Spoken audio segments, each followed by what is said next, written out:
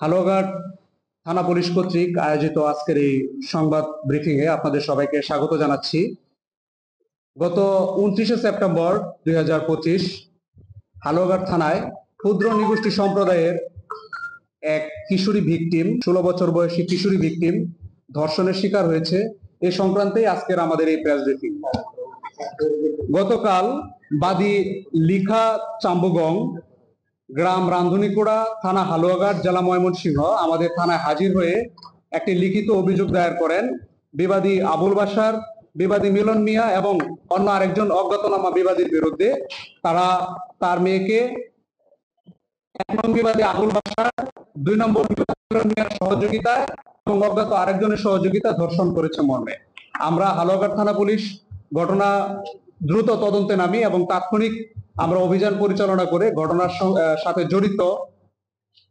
2 নম্বর বিবাদী মিলন মিয়া, তাকে জুগলি ইউনিয়নের নয়াপাড়া গ্রাম থেকে আমরা গ্রেপ্তার করি এবং অপরাধে ব্যবহৃত আলামত একটি অটো গাড়ি জব্দ করা হয়। তদন্তে নেমে আমরা জানতে পারি যে বাদীর মেয়ে শিশু ভিকটিম 29শে সেপ্টেম্বর সে তার পূর্ব পরিচিত অত্র মামলার 2 নম্বর বিবাদী মিলন মিয়ার সাথে আমাদের হালুয়াঘাটের ইউরোপিয়ান পার্কে সারাদিন ঘোরাফেরা করে এবং পরবর্তীতে এই মামলার বিবাদীরা, অভিযুক্তরা পরস্পর যোগ সাজস করে তারা ভিকটিমকে ইউরোপিয়ান পার্কের সামনে থেকে একটা অটো গাড়িতে তুলে দেয় এবং এই অটো গাড়িটি ছিল হচ্ছে 1 নম্বর বিবাদী আবুল বাশারের। এই অটো গাড়িতে তুলে দেয় এবং পরিকল্পনা মাফিক তারা বিবাদী মিলন এবং অজ্ঞাতনামা একজন ব্যক্তি তারা পথিমধ্যে অটো গাড়ি থেকে নেমে যায়। পরবর্তীতে অটো চালক আবুল বাশার ভিকটিমকে নিয়ে বিভিন্ন দিকে ঘোরাফেরা করে এবং তাকে বাড়িতে পৌঁছে দেওয়ার নাম করে জুগলি ইউনিয়নের নয়াপাড়া গ্রামের কায়জংখালী ব্রিজের পশ্চিম পাশে নিয়ে রাত অনুমান 8:30 ঘটিকার সময় জোরপূর্বক ধর্ষণ করে এবং পরবর্তীতে বিবাদী আবুল বাশার ভিকটিমকে পুনরায় ভয়ভীতি প্রদর্শন করে অটোতে তুলে নিয়ে আবার ঘটনাস্থল থেকে